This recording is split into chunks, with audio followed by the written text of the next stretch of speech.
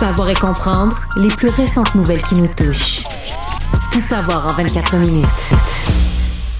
C'est pas que le petit sondage qu'on a à se mettre sous la dent ce matin, Alexandre. Le grand sondage de la rentrée, Il y a Mario. de tout, là. Ah, il y a de tout, puis on va De prendre la le temps. chefferie libérale, du fédéral, du québécois, C'est tout un buffet. de l'américain. Oui. Et on va prendre le temps de le décortiquer, de prendre ça bout par bout. D'abord, intention de vote au Québec. C'est un sondage qui a été réalisé du 23 au 25 août dernier auprès de 1041 répondants. Si des élections avaient lieu aujourd'hui, c'est un peu le portrait là, à la suite des vacances estivales, des discussions de cuisine en famille qu'on avait. Le Parti québécois, oui, est toujours en tête avec 29 %, mais c'est une perte de 3 points, Mario, Ouais, ça comparativement. faisait un petit bout de temps qu'il était en haut de 30. là. C'est un petit seuil psychologique. Là. Oui. La CAQ, 24 %, une diminution de 1. Les libéraux sont à 16, en chute de 1 également. Même chose pour QS, baisse de 1 à 15 %. Les grands gagnants de l'été, Mario, ce sont les conservateurs d'Éric Duhem. Une progression de 3 points dans les sondages. Mais il était plus 13 %. présent, surtout Oui. à la fin de l'été. Oui. Puis, tu sais, son affaire, mon char, mon choix. Bon, il y a des gens qui ont critiqué, là, tu sais, est-ce qu'on se moquait des slogans sur l'avortement? Oui. Mais sur le fond, là, oublions le slogan, sur le fond, je pense que ça rejoint beaucoup de gens qui sont pas nécessairement contre l'électrique, mais tu sais, qui... Par contre, dans le cas de Paul Saint-Pierre Plamondon, je dois dire, et c'est peut-être un choix stratégique, c'est peut-être aussi parce que, bon, il y a une famille, il y a 3 enfants, puis moi, je suis le premier qui encourage les politiciens à s'occuper de leur famille. Mais rarement on a vu un parti politique aussi absent durant toute une saison. Et le PQ a pas été là cet été, mais c'est pas... Le gouvernement non plus d'une certaine façon, quoi qu'il y a toujours des ministres qui reviennent dans l'actualité. On les a peu vus. Mais on les a vus le moins possible. Mais dans le cas du gouvernement, tu te dis, bon, on est plus comme écœuré de vous voir la face. Là, Ça fait partie d'une stratégie Ça fait partie politique d'une stratégie. Mais dans le cas du PQ, ça fait peut-être partie d'une stratégie aussi, mais ils ont vraiment là, disparu là, du firmament politique. Donc, je pense, est-ce que c'est une baisse d'appui ou est-ce que c'est juste on te voit moins, on t'entend moins, on t'oublie un peu parce que le PQ, ils sont juste 4. Hein? On l'oublie, mais ils sont juste 4 députés. Oui, à cause des gros sondages, mais ça demeure un parti là, qui est pas... ses structures sont beaucoup affaiblies. Là. Il y a encore un bon militantisme, un bon membership, mais des élus et des porte-paroles, il y en a plus tant que ça. Dans un peu moins d'un an, en juin 2025, on connaîtra l'identité du prochain chef du Parti libéral du Québec. Et il y a un volet de ce sondage-là, de ce sondage léger, qui porte là-dessus. Et là, il y a des noms, vous allez voir là-dedans, qui sont confirmés dans la course, des noms qui sont pressentis et des noms qui ont été sondés de gens même qui disent... On n'y va pas, mais on les sonde quand même. Donc, qui ferait le meilleur chef du Parti libéral du Québec? Denis Coderre est toujours à 10 %. Pablo Rodriguez, lui, qui est en réflexion, qui n'a rien confirmé, 8 %. François-Philippe Champagne, 7 %. Lui, il a dit qu'il n'y allait pas. Tout comme Marois Risky, 7 %. Et Marc Tanguay, 4 %. Ces trois-là ont écarté. Ça, c'est le chiffre dans le public en général, dans la grande population en général, donc incluant des gens qui sont pas libéraux du tout. Là. Exact. Et là, tu as Charles Milliard, 3 % Antoine Tardif, 2 % et Frédéric Beauchemin, 1 % Le chiffre, moi, que j'ai retenu... qu'on pense probablement qu'ils y vont, là, mais ils sont plus loin derrière, mais ils sont beaucoup moins connus. Là. Mais le chiffre, moi, qui a retenu mon attention, c'est 57 % des répondants ont refusé de répondre à cette question-là. Mais soit parce qu'ils sont pas libéraux, soit parce que personne dans la liste les impressionne vraiment, ou peut-être aussi, écoute, il y a vraiment il y a un enjeu de notoriété. Là. Charles Milliard a été président de la Fédération des chambres de commerce du Québec. Nous, on le sait, Alexandre. Mais le grand public... On vit là-dedans, mais est-ce que vraiment le grand public... Puis à la limite, si les gens le voient à TV, avec son nom là, écrit dans le bandeau de bas d'écran, là, on voit le visage, on voit le nom, on voit le bandeau. Ah oui! C'est lui, je le replace. Mais quand un sondeur te sonde, là, lui, il te dit juste le nom. Charles Milliard. Ouais.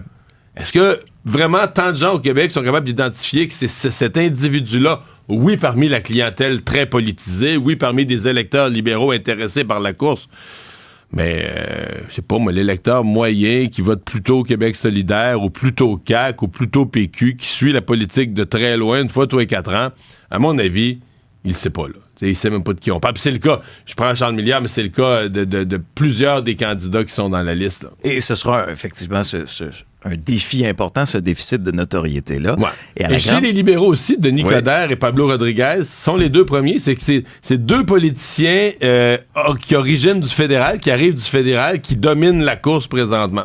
Et ça, c'est important. Puis l'autre grande question, c'est qui ferait réellement bouger l'aiguille dans les intentions de vote? Et là, ça se resserre un petit peu, quoique Pablo Rodriguez est celui qui apparaît en tête de liste avec 19 % quand même. Quand tu dis faire bouger l'aiguille, ça veut dire quand on sonde CAQ, PQ, Parti libéral, conservateur, Québec solidaire. Avec, exemple, Pablo Rodriguez comme chef potentiel. Là, 19 % dans les intentions. Le Parti libéral grimpe. Ouais. Denis Coderre, 16 %. Ce qui est 16 %, le parti a 15 présentement. 16 présentement. On est à égalité avec Denis Coderre ne fait pas bouger l'aiguille. Non, on ne fait pas bouger l'aiguille. Et Charles Milliard, 14 %. Donc, on aurait un recul de 2.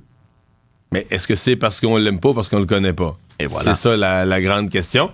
Mais Pablo Rodriguez t'a dit qu'il n'est pas encore confirmé dans la course. Ben, il nous a pas convoqué en point de presse. J'allais le reformuler. À cause de ça, j'allais le reformuler. Qui ne s'est pas lui-même encore confirmé dans la course. Parce que moi, hier, j'ai parlé à la ministre Lucie Charlebois, à l'ex-ministre libérale Lucie Charlebois. Elle a l'air convaincue. Hein? Mais elle, c'est Charles Milliard, son homme. Elle a décidé, c'est Charles Milliard qu'elle veut voir comme chef. Mais j'y parlais de Pablo Rodriguez. Elle m'en parlait pas comme d'un candidat... Peut-être. Elle ne mettait pas au conditionnel. Non. Elle, il est là. Il est dans la course. Il va venir. C'est juste une question de temps. Il peut pas l'annoncer tout de suite. Mais pour elle, il était dans la course. Puis elle n'est pas la seule. Il y a beaucoup de gens qui affirment, Pablo Rodriguez s'en vient dans cette course-là. Et des gens, disons, généralement bien informés. Puisqu'on parle de Pablo Rodriguez, allons voir un peu le portrait de la situation à Ottawa dans les intentions de vote pour ce qui est du Québec. C'est le Bloc québécois qui est toujours en tête avec 29 %. C'est un recul de 2 par rapport à juin. Les libéraux de Justin Trudeau sauvent les meubles un peu, 27 %, un gain de 1. Les conservateurs, et ça, c'est ce qui retient mon attention aussi, 23 %, un recul de 3, malgré toute la tournée qu'a fait Pierre Poilievre au Québec. Mais je fais une parenthèse là-dessus. S'ils sont moins 3 s'ils ont 23 puis ça représente moins 3, c'est parce qu'ils étaient à 26 la dernière fois. C'était bien haut, là. On avait quand même dit que c'était un score à peu près jamais vu chez les conservateurs. Fait que pour ça qu'il faut rester prudent pour regarder plusieurs sondages, parce que t'as toujours une petite marge d'erreur. À un moment donné, quand t'as un parti, tout à coup, là, du jour au lendemain, devient plus haut que la normale, ça peut être réellement qu'il a gagné des appuis. Puis ça peut être aussi, ce qu'on appelle les dents de scie de la statistique, là, comme c'est un échantillon, c'est pas, comme on dit, là, c'est précis à plus ou moins 3 %, 19 fois sur 20. Fait que c'est pour ça qu'il faut regarder plusieurs sondages. Donc, est-ce que les conservateurs ont monté et rebaissé? Ou est-ce qu'ils n'ont jamais été vraiment plus haut que ça? Mais M. Trudeau est parfaitement compétitif. Au Québec. Il est là. Comprenons-nous. Au Québec, il est là. C'est pas un portrait canadien. Léger nous donne un portrait de l'opinion des Québécois en politique fédérale. Mais à 27 %, 2 points derrière le Bloc, 4 points devant les conservateurs, premier dans le Grand Montréal. Justin Trudeau est encore très compétitif au Québec, là. Ouais. Et comme tu le disais dans le journal ce matin... C'est moins beau dans l'Ouest canadien. C'est moins beau dans l'Ouest, mais c'est un peu sa bonbonne d'oxygène à laquelle il peut s'accrocher. C'est un peu ce que tu dis, là. C'est ce que j'ai écrit ce matin. Moi, à mon avis, sa dernière... Tu veux te repartir, là. Politiquement, t'es assommé, là, t'es dans la cave depuis 1 an, mais tu veux te repartir. Faut que tu repartes de quelque part, et malgré tout, et malgré les chiffres difficiles, et malgré que dans le sondage, il y a une majorité de Québécois qui disent qu'ils devraient s'en aller, là, malgré tous ces chiffres négatifs, quand tu grattes au fond, tu dis le Québec demeure quand même sa seule base politique, son seul dernier petit tremplin qui se prigne encore, non mais c'est vrai, d'où il pourrait sauter pour aller plus se relancer.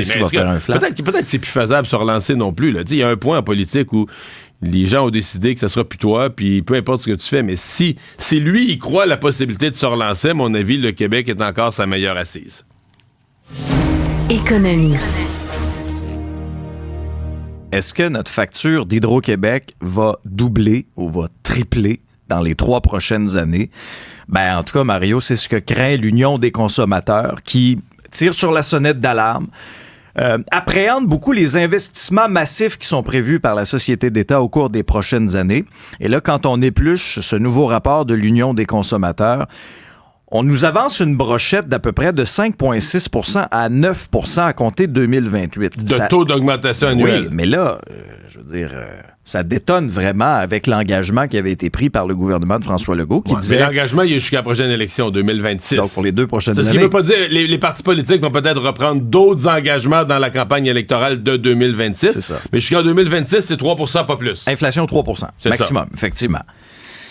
Toi, est-ce qu'avec le portrait de la situation, puisqu'on a beaucoup parlé de la fiabilité du réseau d'Hydro-Québec, les investissements massifs à venir, le déficit, à un moment donné, de production versus à ce qu'on aura besoin comme hydroélectricité, est-ce que tu crains ce scénario-là?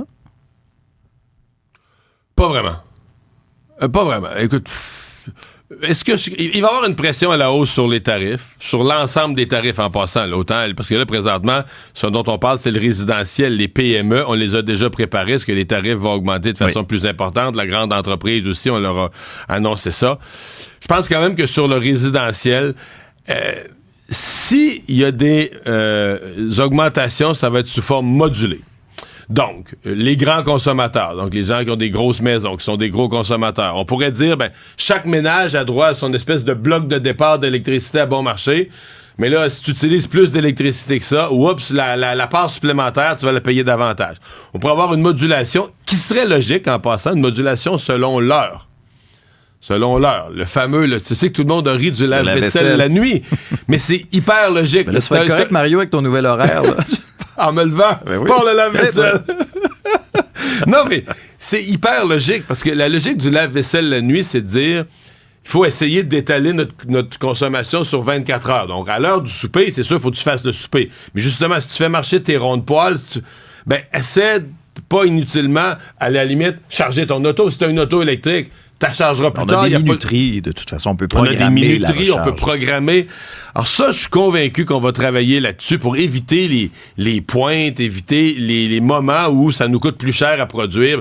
Alors, Hydro-Québec va discipliner la consommation et sincèrement, la technologie le permet, on peut mettre des minuteries partout. Les compteurs intelligents vont permettre de tarifer, de tarifer différemment selon l'heure.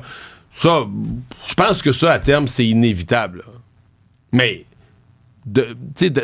mettons le chiffre, je prends le haut de ta fourchette, de frapper le ménage ordinaire là, qui est dans 9%. Un petit logement qui chauffe à l'électricité à 9% d'augmentation, je pense que ça n'arrivera pas parce que je pense que le parti politique qui va proposer ça, il va passer, il va avoir un court-circuit, il va faire sauter le breaker. Actualité. Ces semaines de rentrée scolaire, Mario, puis on attendait un peu le portrait là, de la situation un peu partout. Et là, dans le journal, on a certaines données. Un poste sur 3 est vacant dans certaines régions du Québec. Il y en a que c'est mieux, il y en a que c'est pire. Montréal, on est à 30%, entre autres, pour les orthophonistes, des psychoéducateurs, des chaises qui sont vides au moment où on se parle. Puis quand on compare à l'année passée, c'est pire cette année. Pourtant, le ministre Drainville nous a semblé peut-être un peu plus optimiste par rapport à la situation. En Outaouais, au centre des services scolaires des Hauts-Bois, la moitié des postes sont vacants au niveau là, des postes un peu plus spécialisés, un peu comme ça. C'est sûr que c'est une rentrée scolaire où on a dit on va attribuer les tâches un peu plus tôt dans l'été. Ouais. Mais concrètement... Ça n'a pas généré dans de nouveaux enseignants. Ça n'a pas fait apparaître par magie budget enseignant, du personnel supplémentaire parce qu'il y a d'autres types de spécialités. Il y a plus d'élèves à plusieurs endroits. Il y a plus d'élèves à plusieurs endroits, en cause entre autres de l'immigration temporaire, on l'a dit et répété. En fait, la question que je me pose, c'est est-ce qu'on dramatise les cas où... Bon, il y a des cas où tu as des gens carrément pas formés. Je veux pas mettre en doute le fait que ces gens-là font leur possible, font de leur mieux. Mais si j'étais parent, tu te dis, ouais, est-ce que... On dit toujours, on veut offrir à nos jeunes ce qu'il y a de meilleur, on s'efforce de leur offrir ce qu'il y a de mieux. Est-ce que l'impression qu'on a comme parents, c'est que notre ministère de l'Éducation leur offre ce qu'il y a de mieux ou notre commission scolaire, là, notre centre de services scolaires, quand il n'y a pas vraiment un enseignant qualifié? Les non légalement qualifiés, là, si tu as quelqu'un qui a une spécialisation dans un domaine, il n'y a pas son brevet d'enseignant. Au niveau de la pédagogie. Mais il est en train de l'obtenir. Donc, dans plusieurs cas, il est inscrit à des cours. Donc, il y en a un bout de fait. Il y a des connaissances. Bon. Si cette personne-là a des connaissances de base importantes, une partie de ses études en pédagogie, pas encore son brevet, mais une partie d'études en cours en pédagogie, et une bonne attitude, puis il aime les enfants, je considère pas que ce groupe-là est à la dérive. Là, bon.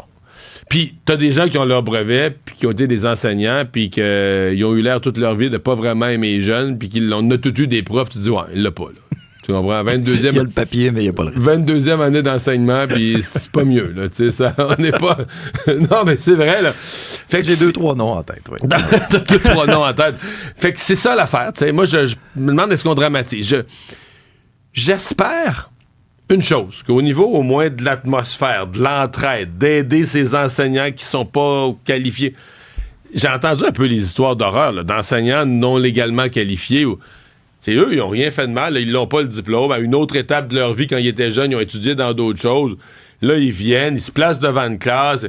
Et quand on me dit qu'à la salle de café, mettons, ou à la salle de pause, ils sont snobés, boudés, traités comme des gens de seconde classe, mal accueillis, ça me choque beaucoup. Ça me rappelle, Alexandre, quand le gouvernement, pendant la pandémie ou au sortir de la pandémie, a formé rapidement le paquet de préposés aux bénéficiaires, parce qu'on en manquait cruellement dans les CHSLD. Et là, ils sont arrivés, puis là, on les appelait les préposés à Legault, puis ils étaient mal accueillis. Et il y a un point où je viens comme excédé, impatient d'entendre des gens, des travailleurs ou leurs représentants syndicaux, parce que souvent, c'est la voix de leurs représentants syndicaux, nous casser les oreilles. On manque de monde, on manque de ressources, ça prend des bras. Puis là, il arrive du renfort, puis il est snob, puis il est boude, puis il regarde de travers, puis il les invente des colibets. Alors, voulez-vous du renfort, vous en voulez pas? Tu sais, il y a un point où c'est comme, on vous envoie du renfort. OK, ils n'ont pas eu la même formation, c'est une formation accélérée, mais la formation accélérée, là, c'est pas le diable qui l'a inventé, c'est quelqu'un qui voulait que les nouveaux préposés arrivent plus vite, tu comprends, pour vous aider. Fait que s'il y a un point où ça rend... Tu sais, quand t'es complètement extérieur à ça, ça rend excédé que des gens qui se plaignent d'une chose se plaignent aussi de la solution. Puis ça, Mario, c'est sans compter toutes sortes de problèmes aussi qu'on a avec les locaux. L'école Horizon Jeunesse à Laval, on a dû repousser la rentrée pour les 1400 élèves. Pourquoi? C'est qu'il y a de l'amiante qui a été dispersée dans un des établissements à quelques jours du retour en classe. Alors là, tu comprendras que les parents sont inquiets de ça. Et là, ce qu'on aurait activé en début de semaine, c'est le système de ventilation. On l'a pas activé longtemps, 1 minute, mais il aurait jamais dû fonctionner. Donc là, on a promené les poussières d'amiante. Ben oui. Alors là, c'est jusqu'à vendredi que c'est fermé. Puis un mot sur ce qui s'est passé. Moi, tu sais que je suis originaire de l'Abitibi-Témiscamingue. C'est extrêmement triste ce qui est arrivé à Montréal. C'est une triste journée de rentrée là-bas. Ouais, tu sais, il y a un élève là, qui est toujours dans un état critique, happé par un véhicule, sortait de l'autobus scolaire. C'est arrivé mardi en fin d'après-midi. Pourtant, selon la SQ, les clignotants de l'autobus étaient en fonction. Qu'est-ce qui s'est passé? Il y a des élèves aussi dans l'autobus qui ont assisté à ce drame-là. Aujourd'hui, il y aura des services d'aide psychologique là, pour les jeunes de cette école. Ouais, mais début d'année, là, c'est une espèce de rappel aux automobilistes, à tout le monde. Parce que c'est la première journée, puis là, tu dis qu'il arrive un accident. Est-ce que les gens étaient moins attentifs, moins habitués aux autobus scolaires sur les routes? Mais c'est un bien triste événement là-bas. Actualité. Parlons des pilotes d'Air Canada, menace de grève. Et là, la compagnie précise un peu ce qui pourrait arriver aux clients. Parce qu'il y a eu des manifestations un peu partout, à Montréal, entre autres. Et là, la date qu'on a encerclée, c'est la date du 17 septembre pour une possible grève à ce moment-là. Air Canada dit... On va être plus flexible, si vous voulez. Si vous avez un voyage, par exemple, prévu entre le 15 ou le 23 septembre, vous allez pouvoir modifier votre réservation sur n'importe quel autre vol d'Air Canada si ça part du même endroit et si ça a le même point d'arrivée jusqu'au 30 novembre, sans frais. Il y a toutes sortes de modalités, mais Mario, s'il faut que tu te rendes... Là, moi, j'ai un mariage le 20 septembre. Tu sais, quand même que tu le déplaces de 5 jours, ton vol... On va pas bouger le mariage. J'ai un mariage à Vancouver le 20 septembre. Air Canada me dit si tu veux y aller au mois de novembre, mais pas, nous autres, on est bien seul à ton mariage. On est bien cool, nous autres. Là, on va te déplacer. C'est que souvent, il y a une notion de. Incluant même pour des vacances, là, si tu as pris tes semaines de vacances au bureau. Oui, probablement, c'est tout ce que Air Canada peut faire. Il y a une manifestation de bonne foi, mais je trouvais que dans leur façon de le présenter, il y avait comme une légèreté, comme si ça compensait tout. Tu dis, c'est parce qu'il y a une bonne partie des gens que quand ils choisissent leur date de voyage, soit c'est parce qu'ils ont quelque chose à aller faire, soit c'est parce qu'au bureau, c'est les dates de vacances qu'on leur a données. Même si on te dit que tu pourrais déplacer tes billets à d'autres mois dans l'année, oui, OK, mais ça règle pas mon problème. Ça va... j'ai l'impression que ça doit commencer à inquiéter. Moi, il y a des gens qui nous ont écrit, là, ils disent, bon, parlez-en, mais on n'a pas de solution miracle parce que dans beaucoup de domaines, là, quand tu as une grève des employés, les cadres prennent la relève. Par exemple, dans les hôtels, il y a eu une journée de grève le 8 août. Là. Oui. Moi, je suis passé dans un hôtel par hasard cette journée-là, puis le directeur des banquets accueillait les valises, ramassait les valises à l'entrée. Mais pilotait un avion. Mais c'est sûr que l'agent de bureau qui dit moi je vais prendre les commandes de l'avion. Je peux pas être là, moi. Moi, j'embarque pas. Je suis pas à bord. Je débarque. Il y aura un changement aussi parce qu'on est dans le monde de l'aviation à Montréal. Habituellement, c'était les agents du SPVM qui s'occupaient de la sécurité. Ça fait à peu près une vingtaine d'années que c'est le cas. Là, ce sont les policiers de la Sûreté du Québec maintenant qui vont être responsables de la sécurité à Montréal. Trudeau. Comme un contrat là, qui est donné en appel d'offres. Et là, c'est la SQ qui a remporté cet appel d'offres. La SQ a battu le SPVM. Mais parlant de battu, ça n'a pas été facile. Ouf. Parce que c'était comme une énorme journée de tennis à Flushing Meadows, aux États-Unis, les internationaux des États-Unis. Tous les Canadiens étaient en action. Et une chance qu'on a Gabriel Diallo. Franchement. Qui lui est le qualifié, qui s'est qualifié pour rentrer dans le tournoi. Exact. Mais c'est le seul qui a remporté son match en battant l'Espagnol Jaume Munar 6-4. 3-6, 6-3 et 7-5. C'est la fin pour Félix Auger-Aliassime, Denis Shapovalov, Leila Fernandez et Bianca Andreescu qui se sont toutes faites sortir au premier tour. Résumer l'actualité en 20 minutes, c'est mission accomplie.